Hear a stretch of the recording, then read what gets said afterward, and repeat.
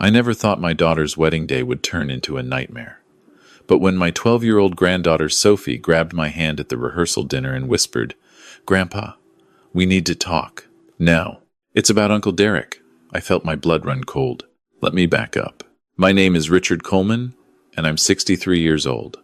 I lost my wife Catherine to breast cancer 4 years ago, and since then, my daughter Amanda and her family have been my whole world.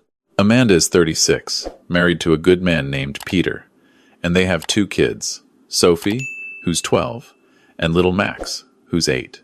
Amanda works as a nurse at Portland General Hospital, and Peter runs a small construction company. They're good people, hard-working, the kind of parents who never miss a soccer game or a school play. But this story isn't really about them. It's about Derek Mitchell. Derek is Amanda's older brother, my son from my first marriage, which ended badly 20 years ago. Derek and we've had a complicated relationship. He was always the golden child, the one who could do no wrong in his mother's eyes. He went to Stanford, became a financial advisor, married a beautiful woman named Vanessa. From the outside, Derek had it all. But I'd always sensed something off about him, something I couldn't quite put my finger on. Catherine used to tell me I was too hard on him, that I needed to let go of the past. So I tried. God knows I tried. 3 months ago, Amanda called me with exciting news. Her daughter Sophie, my bright, wonderful granddaughter, had been accepted into Riverside Preparatory Academy, one of the best private schools in Oregon, full scholarship. The kid's a genius, tests off the charts in mathematics and science. There was just one catch. The scholarship covered tuition, but not the additional fees. Books, uniforms, lab equipment, school trips. Amanda and Peter had been saving, but they were still about $15,000 short. That's when Derek stepped in. He showed up at their house one evening with a bottle of expensive wine and a proposal. He'd just closed a big deal, he said. Made a killing on some tech stock investments. He wanted to help family. He offered to cover the entire $15,000. No strings attached. Amanda was moved to tears. Peter was hesitant. He's a proud man, doesn't like accepting handouts, but Derek insisted. "Family takes care of family," he said, clapping Peter on the back. "Besides, Sophie's brilliant. It's an investment in her future." They accepted. Derek wrote the check right there. Amanda called me that night, so happy she could barely speak. "Dad, isn't Derek wonderful? I know you two have had your differences, but this changes everything." I wanted to be happy. I really did. But something about it gnawed at me. Catherine's life insurance had paid out $280,000 when she died. I'd put most of it in a retirement account, but I'd set aside $50,000 in a separate account for emergencies and for helping my grandkids with college when the time came. Derek knew about that money. We'd had a conversation about it at Catherine's funeral. He'd suggested I invest it, let him manage it through his firm. I declined. That money was for the kids, I'd told him. I wasn't going to gamble with it. He'd smiled, but his eyes had gone cold. "Suit yourself, Dad? Just trying to help?" I hadn't thought much of it at the time. I was drowning in grief, barely keeping my head above water. But now, months later, as I watched Derek play the generous uncle, that conversation came back to me. The rehearsal dinner was at Il Giardino, an upscale Italian restaurant in downtown Portland. Amanda had chosen it because it was Catherine's favorite place. She wanted her mom to be part of the celebration, even if only in spirit. Sophie had been quiet all evening, pushing food around her plate. She's usually such a chatty kid, always bouncing with energy, but tonight she seemed withdrawn. When I asked if she was okay, she just nodded and looked away. It wasn't until after dinner, when everyone was mingling over coffee and dessert, that she tugged my sleeve. "Grandpa," she whispered, "can we go outside? I need to tell you something." We stepped out onto the restaurant's patio. It was September, and the Portland evening was cool, the sky streaked with pink and gold. Sophie hugged herself, shivering slightly. "What's wrong, sweetheart?" I asked, putting my jacket around her shoulders. She looked up at me with those serious gray eyes, Catherine's eyes. "It's about Uncle Derek." My stomach tightened. "What about him?" I overheard something. Last week, When he came over for dinner, I was supposed to be asleep, but I came downstairs to get water, and I heard him on the phone in Dad's office. And, she bit her lip, he was talking about you. About your money, he said. He said something about a plan and after the wedding, and old fool won't know what hit him. The world seemed to tilt. Sophie, are you sure that's what you heard? She nodded emphatically. I know it sounds crazy, Grandpa, but I'm not making it up, I swear. He said your name. He said, Richard's sitting on 50 grand that should have been mine anyway, and then he laughed. It was a mean laugh. It scared me. I felt sick. Did you tell your parents? I tried to tell Mom, but she just said I must have misheard. She said Uncle Derek would never say anything like that, and that I shouldn't make up stories about family. Tears welled in her eyes. But I'm not making it up. I know what I heard. I pulled her into a hug. I believe you, honey. I believe you. Because I did. Every instinct in my body was screaming that Sophie was telling the truth. There's something else, she said, her voice muffled against my chest. 2 days ago, I saw Uncle Derek at our house when everyone was out. I was homesick from school, and Mrs. Patterson from next door was watching me. I saw him through my bedroom window. He used the spare key from under the flower pot and went inside. He was in there for like 20 minutes. Did you tell anyone? Mrs. Patterson fell asleep on the couch. She didn't see. And when I told Mom later, she said Derek probably just needed to pick something up that he'd left there. But I knew better. You don't sneak into someone's house when they're not home for innocent reasons. Sophie, I need you to trust me on something. Don't say anything to anyone else about this. Not your mom, not your dad, not Uncle Derek. Can you do that for me? She nodded, looking relieved. You believe me, right? You're going to do something? I believe you. And yes, I'm going to figure out what's going on. We went back inside. Derek was holding court near the bar, telling some story that had everyone laughing. When he saw me, he raised his glass in a toast. There's the man of the hour, the father of the beautiful bride. I forced a smile and raised my glass back. But inside, my mind was racing. That night, I couldn't sleep. I kept thinking about Sophie's words. Old fool won't know what hit him. What was Derek planning? The next morning, I drove to Amanda's house. It was Saturday, and I knew Peter would be at a job site and Amanda would be at the hospital for her morning shift. Perfect. I let myself in with the key they'd given me years ago. The house was quiet except for the sound of the TV in the living room where Sophie and Max were watching cartoons. Hey, Grandpa, Max yelled, not taking his eyes off the screen. Hey, buddy. Sophie, can you help me with something in your dad's office? She immediately jumped up and followed me. Peter's office was a small room off the kitchen, cluttered with construction plans and invoices. But what I was looking for was simpler. Do you remember where Uncle Derek was when you heard him on the phone? I asked Sophie. She pointed to the desk. He was sitting right there. I examined the desk. Nothing seemed out of place. Then, I checked the landline phone. Peter still kept one for business calls. I checked the redial. No luck. It showed Amanda's cell. He was using his cell phone, Sophie said. Not the landline. Of course. That would have been too easy. Show me where he went when he came by the other day. Sophie led me through the house. He went upstairs first. To Mom and Dad's room, I think. Then he came back down and went into Dad's office again. That's when I stopped watching, because Mrs. Patterson woke up. I went to Amanda and Peter's bedroom. What would Derek be looking for up here? Then it hit me. Peter kept important documents in a lockbox in their closet. Birth certificates, passports, the deed to the house. I opened the closet and found the lockbox on the top shelf. It wasn't locked. I opened it. Everything seemed to be there.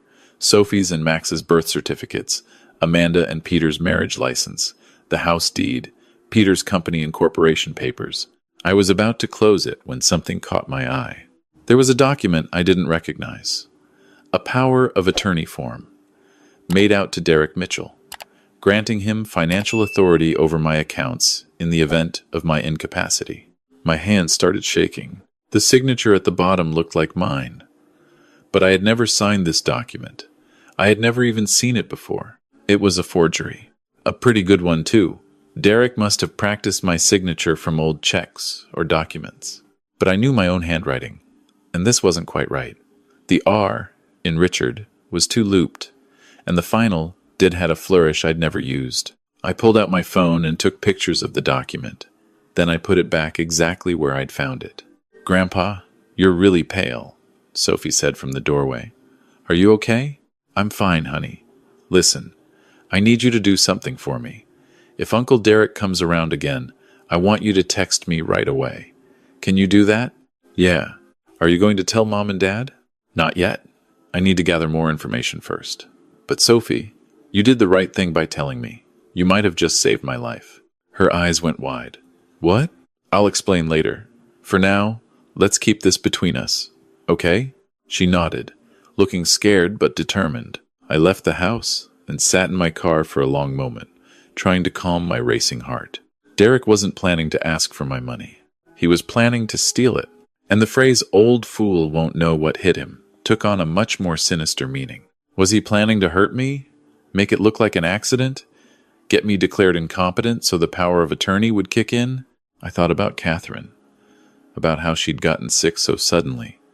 The doctors had said it was just bad luck, an aggressive form of cancer that came out of nowhere. But Catherine had been healthy, active. She'd just had a clean mammogram 6 months before her diagnosis, and Derek had been around a lot during her illness, bringing her special teas, he'd said, to help with the nausea from chemo. No, I couldn't let my mind go there. That was too dark, too horrible. But the seed of doubt had been planted. I drove home and spent the rest of the day researching.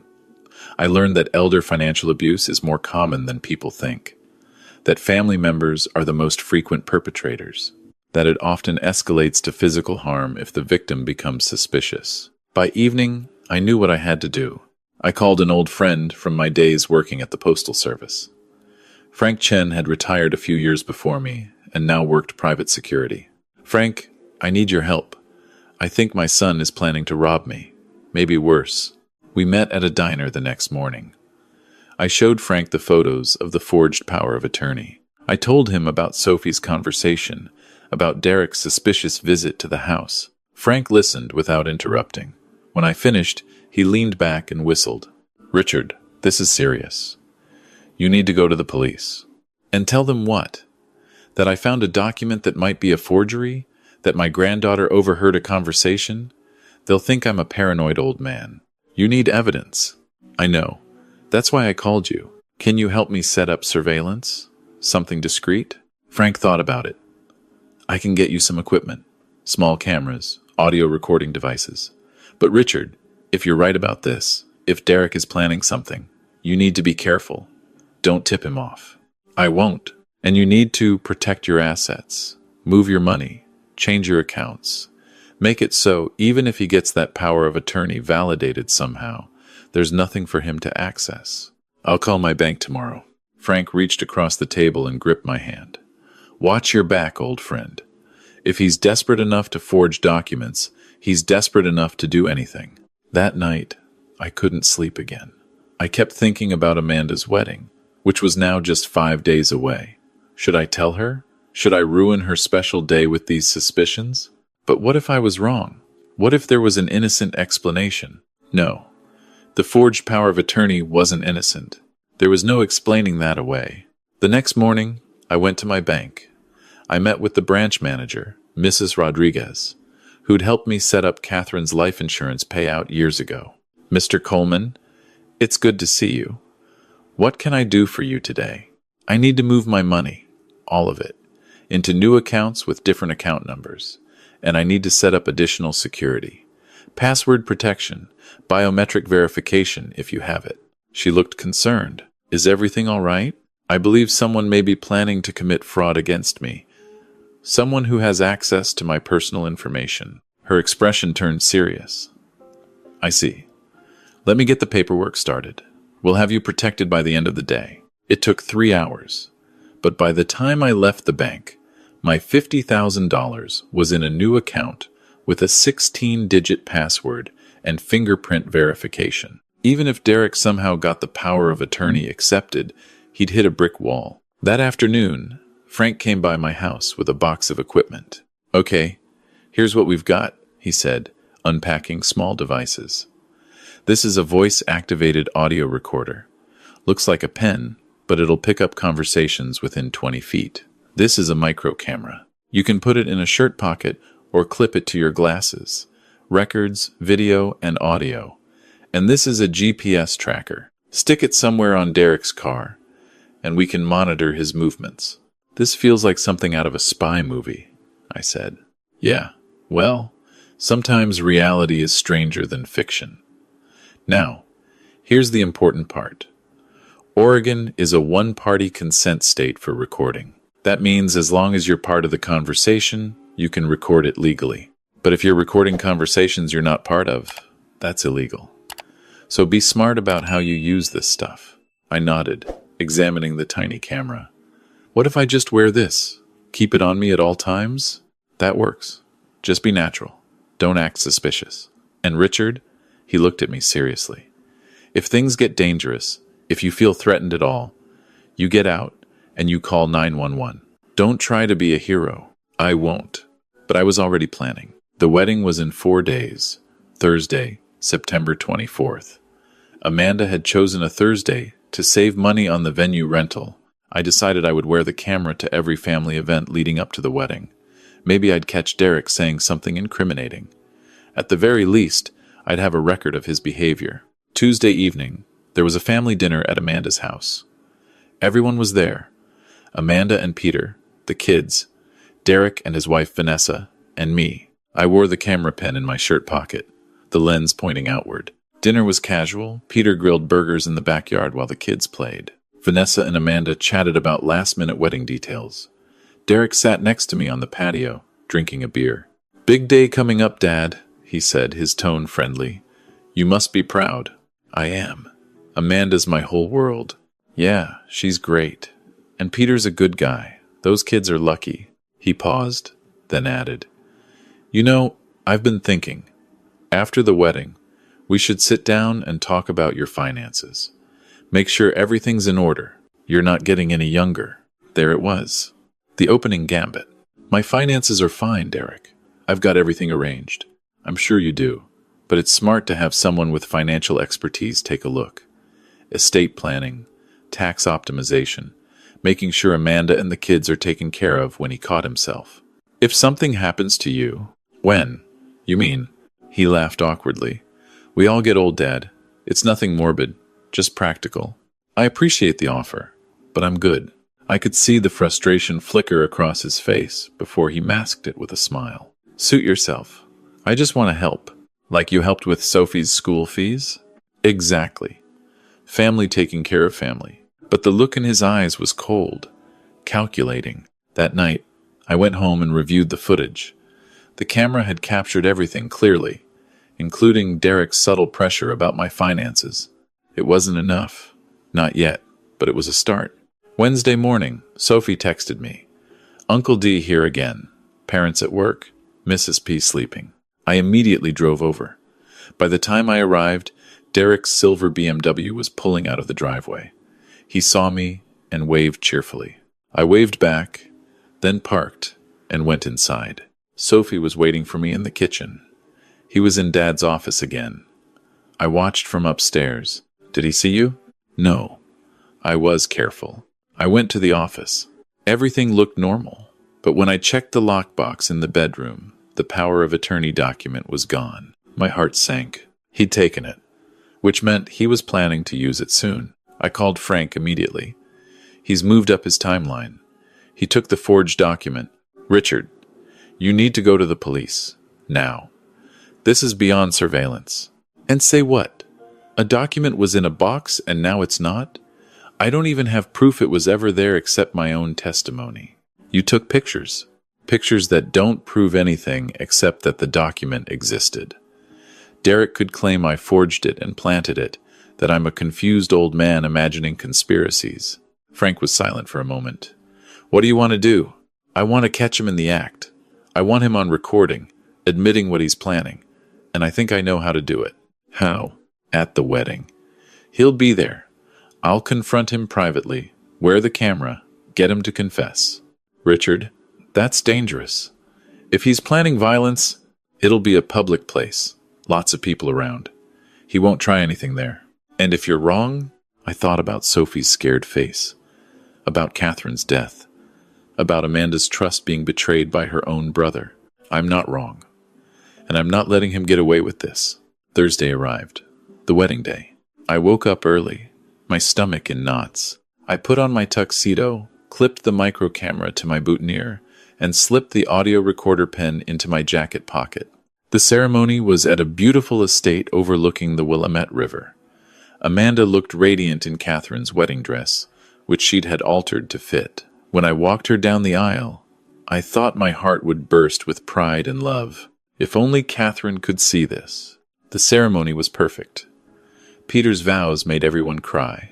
Amanda's voice shook with emotion as she promised to love him forever. Sophie and Max stood up as attendants, looking so grown up, and Derek sat in the front row, smiling like he didn't have a care in the world. The reception was in the estate's ballroom. Dinner was served, toasts were made, and then the dancing started. I danced with Amanda to butterfly kisses, and I had to fight to keep my composure. Around 9 p.m., I saw Derek step outside onto the terrace. He pulled out his phone. This was my chance. I followed him out. The terrace overlooked the gardens, which were lit with strings of white lights. It was beautiful, romantic, a perfect setting for a wedding, and potentially a confession. "Derek," I said, stepping up beside him. He turned, looking surprised. "Dad? Enjoying the party? We need to talk." His expression became guarded. "About what?" "About the power of attorney you forged, the one with my signature that I never signed." For a split second, his mask slipped. I saw the panic, the rage. Then it was gone, replaced by confused concern. "Dad, what are you talking about? Are you feeling okay?" "Don't. I know what you've been planning. Sophie heard you on the phone. She saw you sneaking into their house. I found the document in Peter's lockbox." He laughed, but it sounded forced. "Dad, that's crazy. Sophie's a 12-year-old with an overactive imagination, and I have a key to Amanda's house. I wasn't sneaking.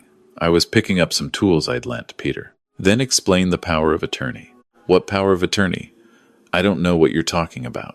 "The one that would give you access to my accounts if I was incapacitated. The one you forged my signature on." He stepped closer, his voice dropping. "Dad, I think you might be confused. Have you been feeling okay lately? Memory problems? Maybe you should see a doctor." And there it was. The gaslighting. The setup to declare me incompetent. "I'm not confused, Derek.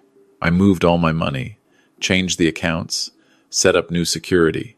So even if you somehow get that document validated, you'll find nothing." His jaw clenched. "You did what?" "You heard me.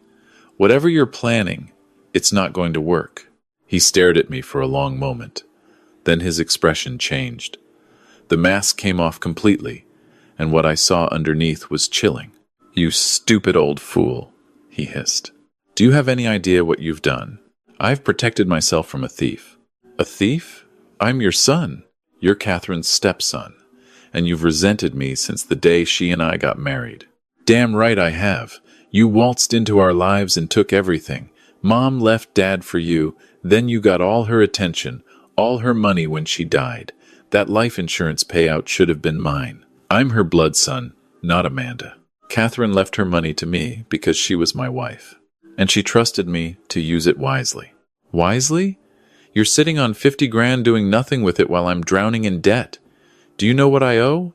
The gambling losses? The bad investments? I'm about to lose everything. So you were going to steal from me to cover your debts? It's not stealing if it should have been mine in the first place. And what was your plan? Get me declared incompetent? Or were you planning something more permanent?" He went very still. "What are you implying?" "I'm implying that old fool won't know what hit him sounds like a threat." "What were you planning, Derek? An accident? Make it look natural, like you told your accomplice on the phone?" His face went white. "You're insane." "Am I?" "Because I've been thinking about Catherine's death. How sudden it was. How you were around so much. Bringing her tea. Don't you dare." His voice was venomous. "Don't you dare suggest." "I'm not suggesting anything. I'm just remembering and wondering. He grabbed my arm, his grip painfully tight. You need to shut up. Right now. Transfer that money back. Give me access. Or I swear to God. You'll what? Kill me at your sister's wedding? With 100 witnesses? He released my arm and stepped back, breathing hard. For a moment, I thought he might actually hit me. Then his phone buzzed. He looked down at it, and his expression changed to something like panic. Everything okay? I asked. He didn't answer. Just stared at his phone. Derek? What's wrong? He looked up at me, and for the first time, I saw genuine fear in his eyes. What did you do? He whispered. I don't know what you mean. The police. They're at my house, right now, with a warrant. I felt a cold satisfaction. Interesting timing. You called them? I didn't have to. Your wife did. He looked like I'd slapped him. What? Vanessa called me 2 days ago. She'd found bank statements you'd been hiding. Gambling debts, like you said, but also payments to someone named Marcus Reeves. She looked him up. He's got a record forgery, identity theft, fraud. She put 2 and 2 together and realized you were planning something. She just didn't know what. This was partially true.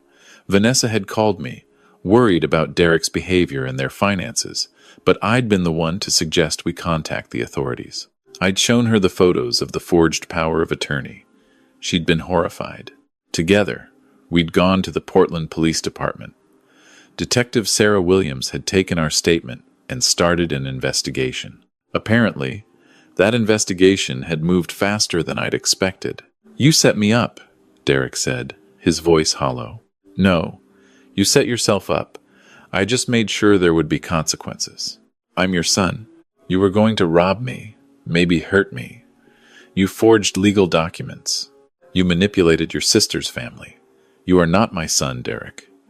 You never were. He stood there, shaking with rage and fear.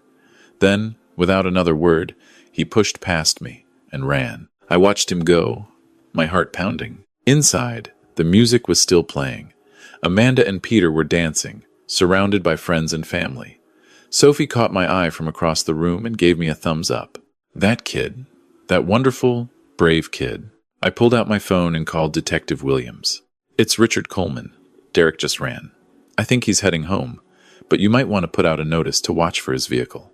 We're already on it, Mr. Coleman. Did you get what we needed? I touched the camera on my boutonniere.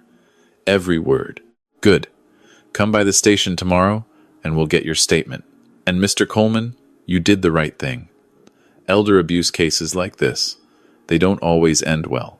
You're lucky you figured it out when you did. I had help. My granddaughter Sophie, she's the real hero here. Smart kid. We'll need to talk to her too, if that's okay with her parents. I'll arrange it. I hung up and went back inside. Amanda found me immediately. Dad, where have you been? We're about to cut the cake. Just needed some air.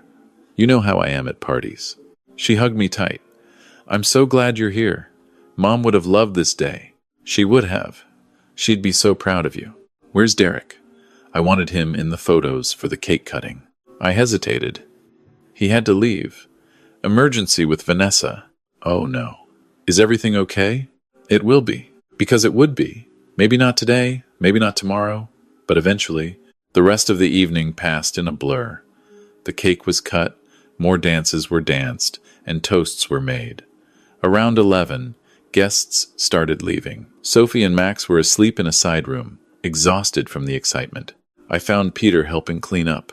Peter, can we talk? Privately? We went out to the terrace where I'd confronted Derek earlier. What's up? He asked. I told him everything. The forged power of attorney. Sophie's overheard conversation. Derek's confession on the terrace.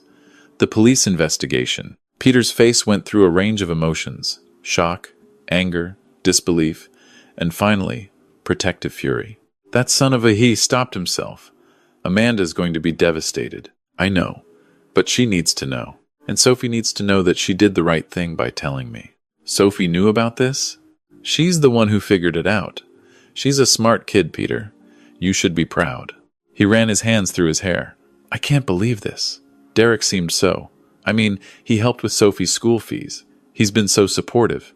He helped because he was setting up his con. The generous uncle act made it easier to access your home, to gain trust. It's classic manipulation. Peter was quiet for a long moment. Then he said, "What happens now?" "Derek will be arrested. There will be a trial. It's going to be hard on Amanda. She'll need you. We all will. I'm not going anywhere." We went back inside. The party was winding down. Amanda was saying goodbye to the last few guests, her face glowing with happiness. I decided I wouldn't tell her tonight. Let her have this one perfect day. Tomorrow would come soon enough, with all its complications and heartbreak. But for now, watching my daughter dance with her new husband while my grandchildren slept peacefully nearby, I felt something I hadn't felt in months. Safe. 3 days later, I sat in Detective Williams' office at the Portland Police Department, watching a video of Derek's arrest. They'd picked him up at his house around midnight on the wedding night. He'd tried to flee out the back door but ran straight into 2 officers, waiting there. The footage showed him handcuffed, shouting about how I'd set him up, how this was all a misunderstanding. Vanessa stood in the doorway of their house, her face a mask of shock and sadness. "We found additional evidence at his residence," Detective Williams said, pausing the video. His laptop had multiple searches for how to have someone declared mentally incompetent, articles about elder abuse and inheritance laws, and emails with Marcus Reeves discussing your daily routine, your health, your living situation. My blood ran cold. He was planning it out in detail. "Yes. We believe he was going to stage an incident to make it appear you were suffering from dementia or Alzheimer's. Get a doctor to sign off on incompetency. Then the power of attorney would kick in, and he'd have access to your accounts. And if that didn't work?" Detective Williams met my eyes. The emails with Reeves also discussed permanent solutions. "We're still investigating, but it appears they may have been planning something more. Final." I thought about Catherine again, about her sudden illness. "Detective, I need to ask you something. My wife died 4 years ago. Cancer. But it came on very suddenly. Derek was around a lot during her illness. Is there any way to investigate?" She leaned back in her chair. "Mr. Coleman, I can't make any promises. After 4 years, it would be difficult to prove anything. But I can look into it. Request medical records. Interview her doctors. If there's something there, we'll find it." "Thank you. For what it's worth, I think you did an incredibly brave thing. Confronting your son like that. Gathering evidence.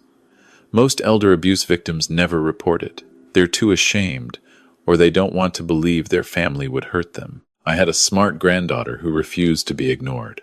Without Sophie, I might have ended up another statistic." That afternoon, I went to Amanda's house.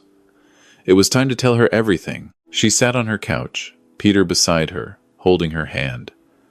Sophie and Max were at a friend's house. We'd decided this conversation was for adults only. I walked them through the whole story, from Sophie's initial warning to Derek's arrest.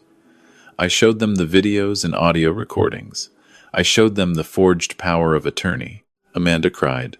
Not the happy tears from her wedding day, but deep, wrenching sobs of betrayal and grief. "He's my brother," she kept saying. "How could he? How could he do this to you, to our family?" "I don't know, honey. But what matters is that he didn't succeed. We're all safe." Sophie knew this whole time? She was carrying this by herself? She tried to tell you, remember? But you thought she was making it up. Amanda put her face in her hands. Oh, God. She must have felt so alone, so scared. She's a strong kid, and she trusted that I would believe her. That's what saved me. Peter spoke up, his voice hard. He used us. The money for Sophie's school, that was part of his plan, wasn't it? To get access to our house, to your information. Probably. I'm sorry. Don't apologize. You're the victim here. He paused.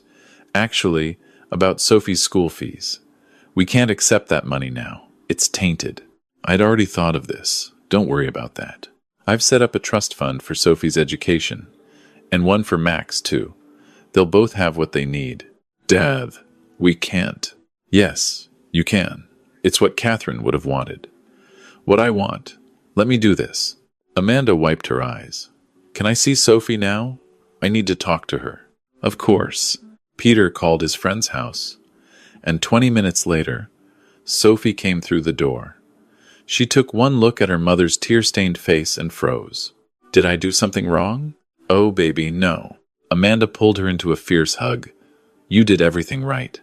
You were so brave. I'm sorry I didn't believe you. I'm so sorry.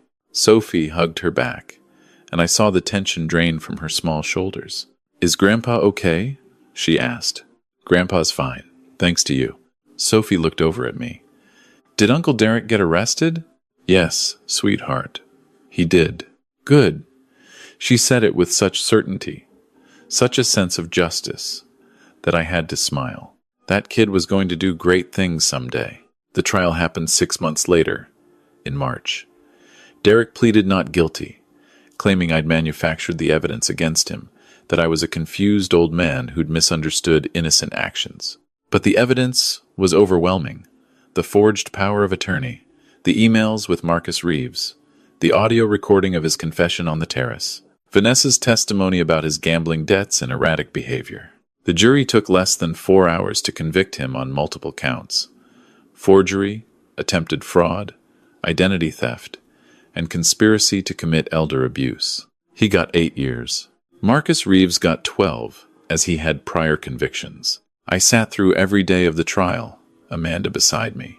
She'd struggled with divided loyalties. Derek was her brother, after all, but in the end, the evidence was irrefutable. Sophie testified. She sat in that witness box, 12 years old and terrified, and told the court exactly what she'd heard. Derek's lawyer tried to make her out to be a confused child, but she held firm. Afterwards, I took her out for ice cream. That was the hardest thing I've ever done, she said, attacking her Sunday with a vengeance. You were amazing, a real hero. I don't feel like a hero. I feel like I ruined Uncle Derek's life. Sophie, look at me. You didn't ruin anything. Derek made his own choices, bad choices. He's facing the consequences of those choices. You just made sure the truth came out. Will Mom ever forgive me? There's nothing to forgive. Your mom loves you. She's proud of you. We all are. Even though I broke up our family, I thought about how to answer that. Finally, I said, family isn't just about blood, Sophie. It's about loyalty, love, trust. Derek broke those things when he decided to hurt me. You protected them. That's what real family does. She seemed to consider this while eating her ice cream. Then she said, Grandma would have been proud of me too, right? My eyes stung. Grandma would have been over the moon. You're just like her, smart, brave, and with a good heart. I miss her. I miss her too, kiddo. Every day. We finished our ice cream and drove home. Amanda's home, which had become a refuge for me over the past months. I'd been staying in their guest room more and more, not wanting to be alone in my house with all its memories. That evening, after dinner, Amanda found me in the backyard. The kids were doing homework, and Peter was at a late meeting. Dad, I need to ask you something. Anything. Do you think Derek had something to do with Mom's death? I'd been dreading this question. I don't know. Detective Williams looked into it, but there wasn't enough evidence either way. Catherine was cremated, so there's no way to do additional tests. Her medical records showed a standard cancer diagnosis and treatment. There's nothing suspicious there. But you suspect. I wonder. But wondering isn't proof. And even if... I took a breath. Even if he did something, we'll never know for sure. We have to make peace with that uncertainty. She was quiet for a long time. Then she said, I've been going through my memories of that time, when Mom was sick, and I remember Derek being around a lot, which I thought was nice. But now I remember other things, how he'd insist on making her tea, how he'd shoo me out of the room when he was with her. Little things that seemed caring at the time, but now, don't torture yourself with what-ifs, Amanda. We can't change the past, but we can learn from it. Mom always said to trust my instincts. I didn't do that with Sophie. I won't make that mistake again. None of us will. She leaned her head on my shoulder, and we sat there in the fading light. Two people trying to make sense of betrayal and loss and the complicated nature of family. A year has passed since Derek's conviction. Life has found a new rhythm. Sophie is thriving at Riverside Prep. Her science fair project on environmental toxins won first place at the state level. She's being courted by programs at MIT and Caltech, even though she's only 13. Max is doing well too. He's more cautious than he used to be, a little less trusting of new people, but he's getting there. Amanda and Peter are solid. The ordeal brought them closer together, if anything. They've started going to counseling, working through the trauma of having someone they trusted betray them so fundamentally. As for me, I'm okay. Better than okay, actually. I've started volunteering at a senior center, teaching others about financial fraud and elder abuse, sharing my story so maybe someone else won't become a victim. Detective Williams still checks in on me occasionally. She told me that the investigation into Catherine's death hit a dead end, no new evidence, no way to prove anything. But she also said they'd found communications between Derek and Reeves going back 5 years, which suggests Derek had been planning some kind of con for a long time. Whether that included Catherine's death, we'll never know. I've made my peace with that. Today is September 24th again, Amanda and Peter's first anniversary. We're all gathered at their house for a small celebration, just family, real family. Sophie is showing me her latest project, something about quantum mechanics that I don't fully understand but pretend to. Max is teaching me a new video game. Amanda and Peter are cooking together in the kitchen, laughing about something. This is what family looks like. Not perfect, but real. Honest. Safe. My phone buzzes. It's a text from Vanessa. Richard, thank you again for everything. Divorce is final. Starting over. Tell Sophie she was right to speak up. She saved more lives than just yours. I smile and put my phone away. Yeah, she really did. Grandpa, Max calls. Come on. You're supposed to be on my team. Coming, buddy. I join them in the living room. This family that chose me, and then I chose right back. Catherine would have loved this moment. She would have been proud of how we survived, how we came together, how we protected each other. I like to think she's here somehow, in Sophie's scientific mind, in Amanda's strength, in the way Max laughs Catherine's laugh, right down to the little snort at the end. Family isn't always who you're born to. Sometimes it's who stands beside you when everything falls apart. Sometimes it's a 12-year-old girl who refuses to stop until someone listens. Sometimes it's choosing to believe, to protect, to fight even when it's hard, even when it means facing uncomfortable truths about people you love. I look around at these faces, these people who are my whole world, and I know one thing for certain. I'm the luckiest man alive.